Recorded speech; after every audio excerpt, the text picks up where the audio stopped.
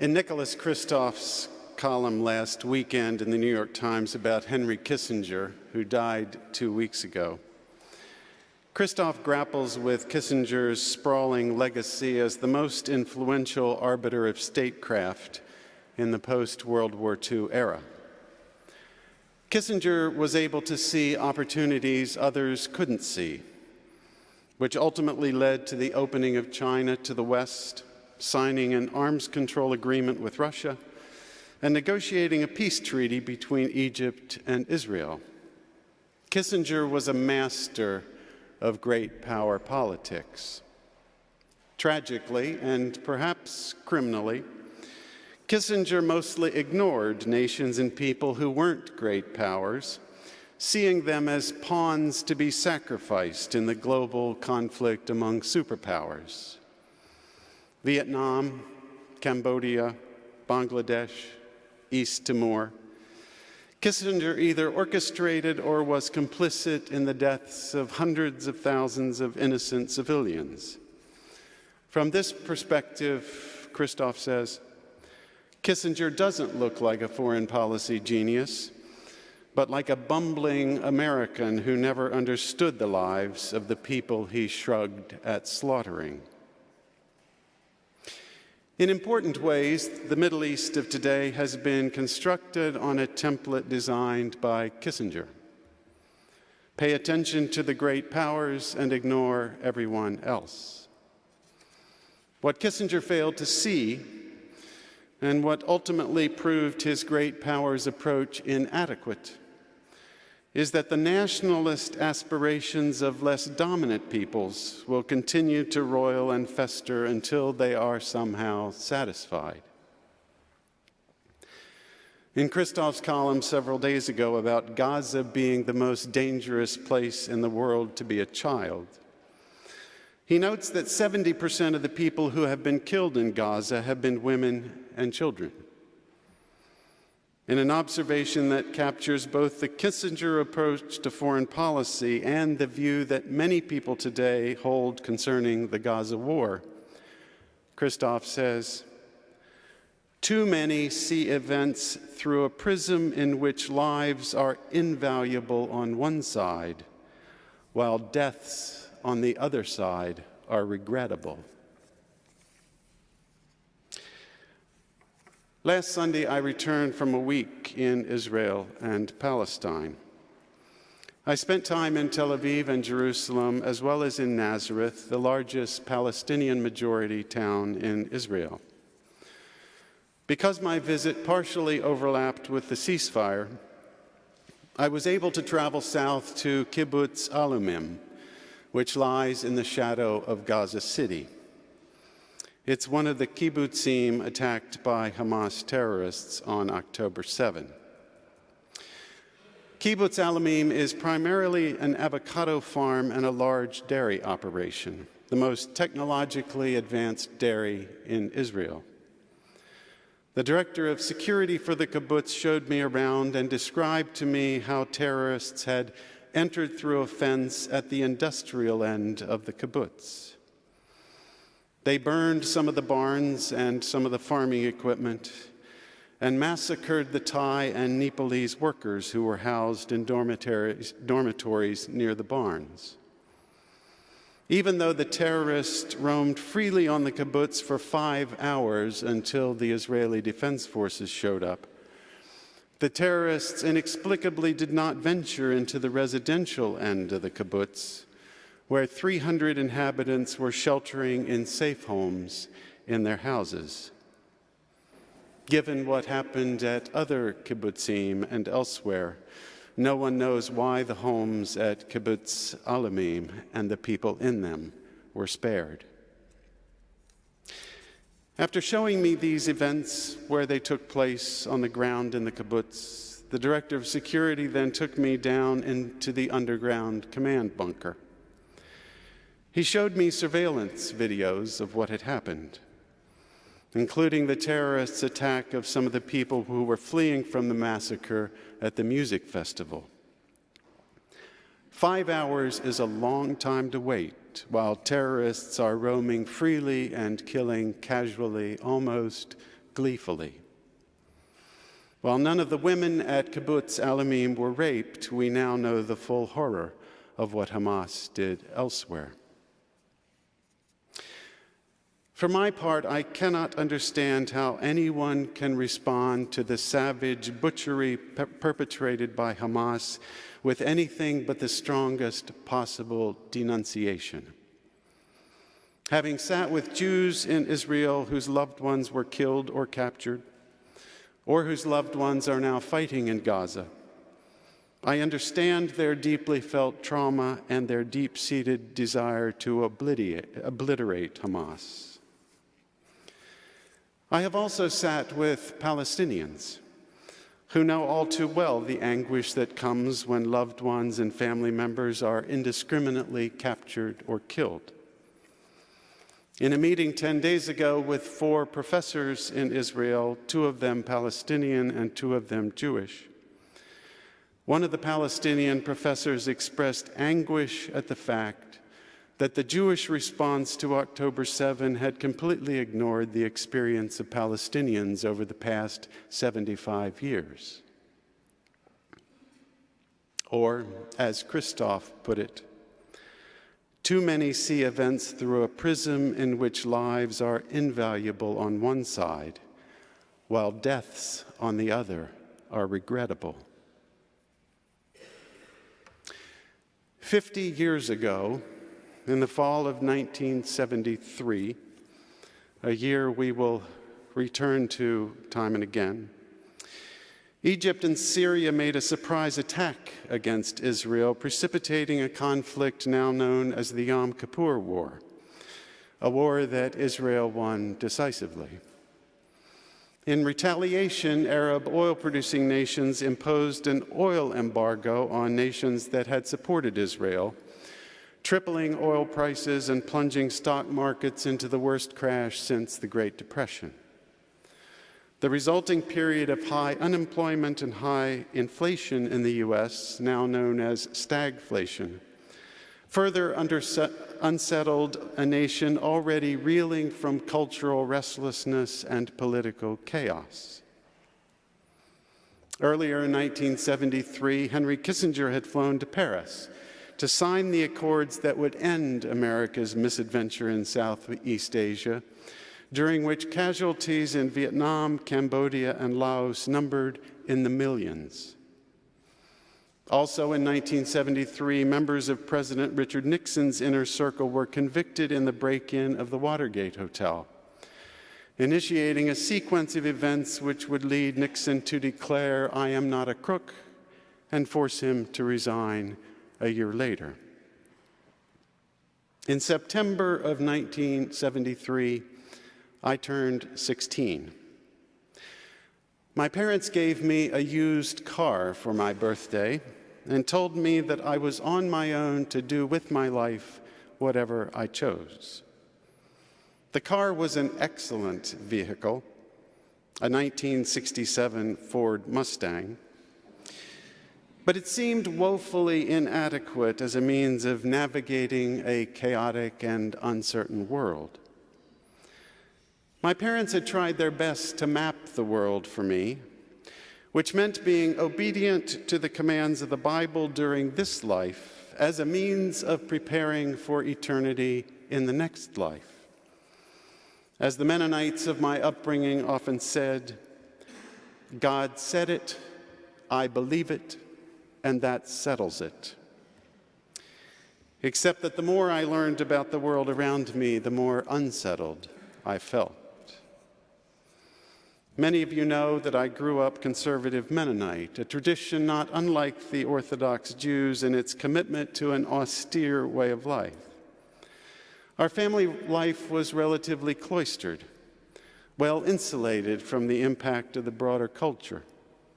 My parents didn't get a television until after I left home, and the radio was never on except for news headlines and the weather forecast. Several years before I received the Mustang, I had purchased a small transistor radio with money I had saved from mowing lawns and delivering newspapers. It was just the right size for illicit listening late at night under the cover of blankets and a pillow. That radio changed my world. While everyone else slept, I twirled the dial, sampling various musical options. For the first year or two, I would usually land on a country music station. 2 songs by Johnny Cash quickly became an obsession. One was an anthem of alienated adolescence titled, "What is Truth?" Somehow its refrain rang true for me as well. And the lonely voice of youth cries, "What is truth?" The other song was Sunday Morning Coming Down, about someone waking up lonely on a city sidewalk one Sunday morning and wishing he hadn't prepared for the day by getting sober. By the time I turned 16 in 1973, the year of the Ford Mustang, my musical preferences had transitioned from country music to rock and roll. In March of that year, Pink Floyd released their album, The Dark Side of the Moon, which would spend 14 years on the best-selling album charts and become the 8th best-selling album of all time. The album takes the darkness of life, the feelings of loneliness, alienation, even despair, and refracts them in a way that makes them accessible, perhaps manageable, and maybe even in some way beautiful. As New York Times music critic John Pareles puts it, the early 70s were a time when utopian promises of the hippie era were fading, pushed back by entrenched interests and corporate co-optation. Dark Side captures naive hopes falling away. 50 years later, the same dynamic seems underway. Naive hopes falling away, the dark side returning. A decade ago, with a Black American in the White House and gay marriage made legal, among other advances, many of us thought that progress would continue. Instead, especially since the election of Donald Trump in 2016, a retrograde motion has set in. Civil rights, gay rights, women's rights, economic equality, environmental justice, the promises of progress seem to be fading. With frustration and anxiety on the rise, established structures of meaning, cultural, educational, even religious, seem to be savaging themselves everywhere. For me, as a 16-year-old struggling to reconcile the simplistic world of my upbringing with the chaos and uncertainty of the life that then stretched out before me, the music and lyrics of Dark Side felt comforting, even reassuring. Today, 50 years later, the music feels the same, at least to me, wrestling with the darkness in a way that feels unafraid and unapologetic. In the song Breathe, we find reassurance that this life is the only one that matters. Breathe. Breathe in the air. Don't be afraid to care. Leave, but don't leave me. Look around and choose your own ground. For long you live and high you fly, and smiles you'll give and tears you'll cry, and all you touch and all you see is all your life will ever be. If that's the case, if all we touch and all we see is all our lives will ever be, then we better get on with the business of living, because life will be over sooner than we think. We hear that urgency in the song Time, ticking away the moments that make up a dull day. You fritter and waste the hours in an offhand way. kicking around on a piece of ground in your hometown, waiting for someone or something to show you the way. Tired of lying in the sunshine, staying home to watch the rain, you are young and life is long and there is time to kill today. And then one day you find 10 years have got behind you. No one told you when to run. You missed the starting gun. And you run to catch up with the sun, but it's sinking and racing around to come up behind you again. The sun is the same in a relative way, but you're older, shorter of breath, and one day closer to death. The convictions in these words bolstered my own emerging sense as a teenager that this life is the only one that matters. And I better get busy living it because it will be over sooner than I think. Today, those words, I believe, continue to resound for all of us as we wrestle with the darkness in our time. The other songs on the album grapple with the disappointment, despondency, and despair that inevitably come our way as we run through life. It's possible to view Dark Side as a masterful symphonic acquiescence to the ultimate darkness of life. After all, the album ends with a song titled Eclipse.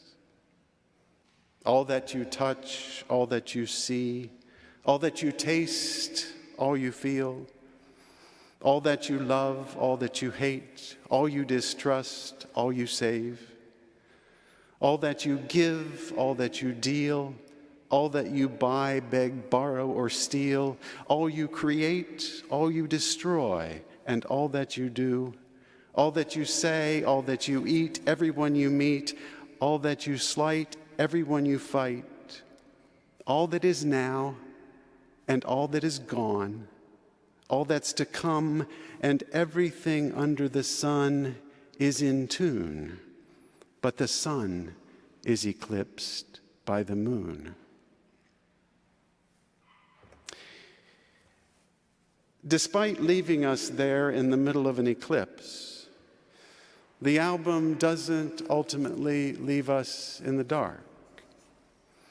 The artwork on the album cover of light being refracted through a prism into a rainbow conveys a more hopeful message, which the final image of an eclipse reinforces.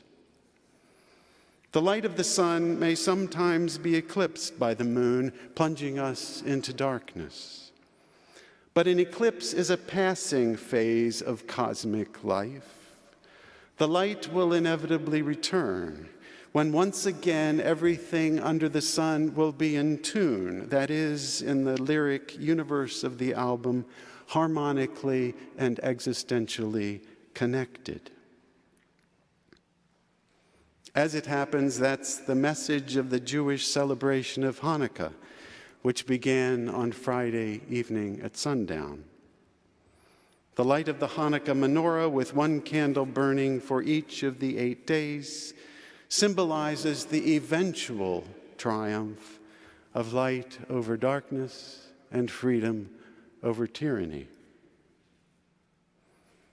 Even though the war in Gaza has plunged the Middle East into the darkness of yet another moral and humanitarian eclipse, ample reasons remain to believe that light will eventually return. Nicholas Kristof concludes his column about Henry Kissinger by asking what we can learn in the aftermath of Kissinger's death. Kristof says, in the Middle East, perhaps a lesson is that Palestinian nationalist aspirations for statehood will fester until they are realized, and that war for peace, as Kissinger termed it, or as Benjamin Netanyahu applies it, consumes lives without actually advancing peace. Kristof concludes, yet there's also a lesson about seeing hope even in the darkest times. of having the imagination to see 10 moves ahead, how warring parties might someday exhaust themselves and be ready to shake hands. That means trying relentlessly to put pieces in place even in the bleakest moments, as Kissinger did painstakingly during and after the Yom Kippur War, so that eventually a path to peace might emerge from the fog. As people of faith, we believe light will return even after the darkest night, and hope can be renewed even in the bleakest moments. Our responsibility is to relentlessly put in place the building blocks of a future that can be better than the present, while fully acknowledging the travesties of the past and the travails of the present. We believe in possibilities yet to come, possibilities for truth in our day, and justice in our time, and peace in our world. Amen. I love you. May God bless us all.